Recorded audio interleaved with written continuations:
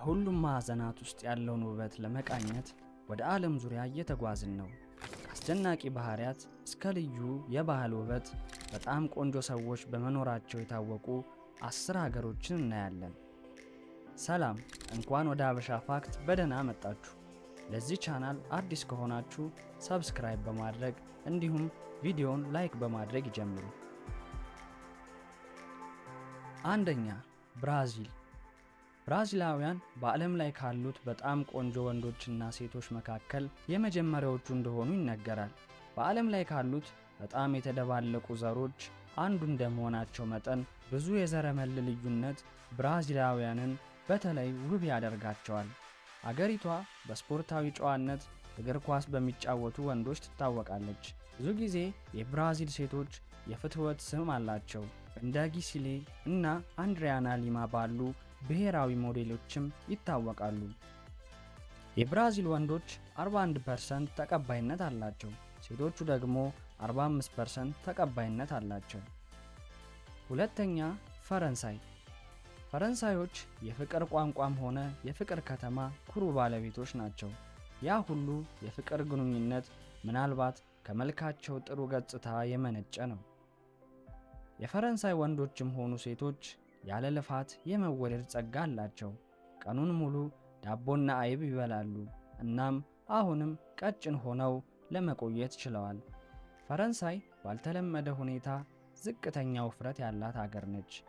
ተዋናዮቿ ኢቫ ግሪን እና ኦሊቨር ማርቲኔዝ ሁለቱም የዓለም ተወዳጅ የፈረንሳይ ተሰጥኦ ምሳሌዎች ናቸው። የፈረንሳይ ወንዶች የ20% በዓለም ላይ ማረጋገጫ ሴቶች ደግሞ ተቀባይነት መጠን አላቸው። ሶስተኛ፣ ዩኤስኤ በዓለም ካሉት በጣም ቆንጆ የሆኑ ወንዶችና ሴቶች ያሉበት ሀገር ነው። ወደ 319 ሚሊዮን የሚጠጋ ሕዝብ ሲኖር ከማሪሊን ሞንሮ እስከ ሄሊ ቤሪ፣ ከሊዮናርዶ ዲካርፒዮ እስከ ብራድ ፒት የዓለማችን በጣም የሚያምሩ የፊልም ኮከቦችና በጣም ታዋቂ ሰዎች ብዙውን ጊዜ ከዚህ ስቴት ይወለዳሉ። እርግጥ ነው አብዛኞቹ አሜሪካውያን ስሮቻቸውና መልካም ገጽታቸው ወደ ሌሎች አህጉራትም ይወስዳቸዋል። አሜሪካውያን ወንዶች 24% ተቀባይነት ሲኖራቸው፣ ሴቶቹ ደግሞ 36% በዓለም ላይ ተቀባይነት አላቸው። አራተኛ፣ ኖርዌይ። የኖርዌይ ሴቶች በምድር ላይ ካሉት በጣም ማራኪ ሰዎች መካከል ጥቂቶቹ ናቸው። ኖርዌይ ከዓለም ምርጥ የጤና አጠባበቅና የትምህርት ስርዓቶች ካሏቸው ሀገራት አንዷ ናት። አንዳንድ በጣም አስደናቂ የሆኑ የኖርዌይ የውበት ምሳሌዎች ተሰጥኦን፣ አእምሮንና ውበትን ያጣምሩታል። ልክ እንደ ኦሎምፒያን ቴሬሳ ጆሃግ ወይም ደራሲ ሊኔ ሜራ።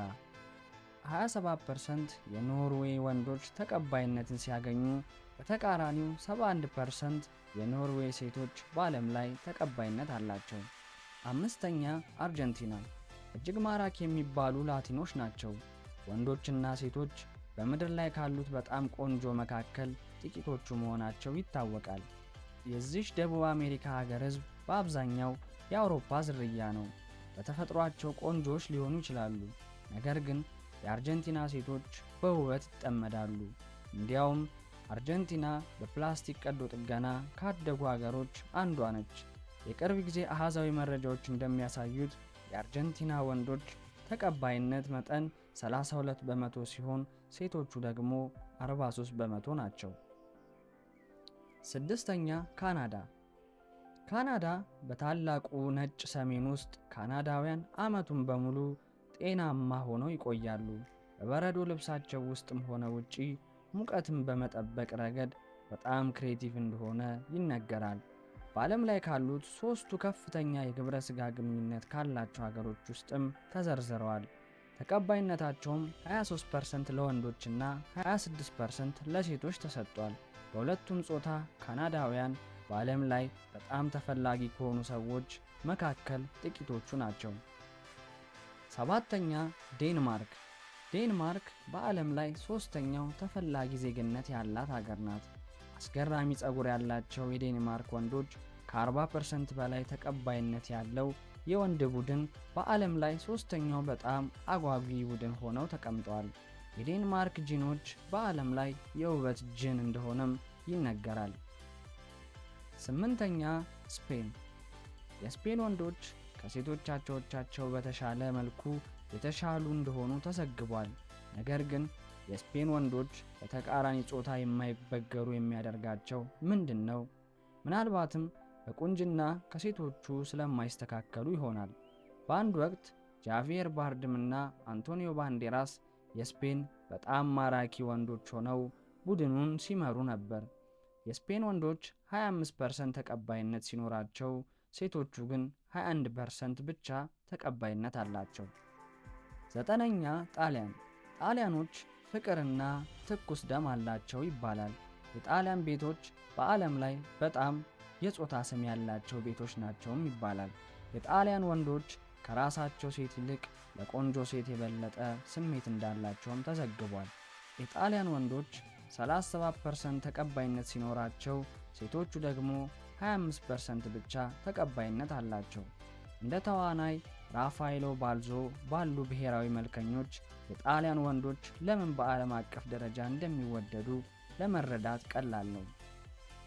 10ኛ ስዊድን። ስዊድናውያን ያን ያህል ረጅም መልከ መልካምና የአትሌቲክስ ስም ያላቸው ናቸው። በሚገርም ሁኔታ ስዊድን በዓለም ላይ በጣም ቆንጆ የሆኑ ወንዶችና ሴቶች መኖሪያ ናት። በቅደም ተከተል 60% እና 62% በዓለም ላይ ተቀባይነት አላቸው። ሁለቱም ጾታዎች በኩል ሊቋቋሙት የማይችሉ ጾታዊ ፍቅር እንዳላቸውም ተጠቅሷል። በአንድ የሕዝብ አስተያየት ተጓዦች ስቶክሆልምን በዓለም ላይ በጣም ወሲባዊ ወንዶች ያሏት ከተማ ብለው ሰይመዋታል። በጣም ክላሲክ የሚባሉ ውበቶች ብሪት ኤክሉድ እና ኢንግሪድ በርግማን ሁለቱም ከዚህ ሴሰኛ የስካንዲኔቪያ ሀገር ተወድሰዋል። ለዚህ ቻናል አዲስ ከሆናችሁ ቻናሉን ሰብስክራይብ በማድረግ ቤተሰብ ይሁኑ።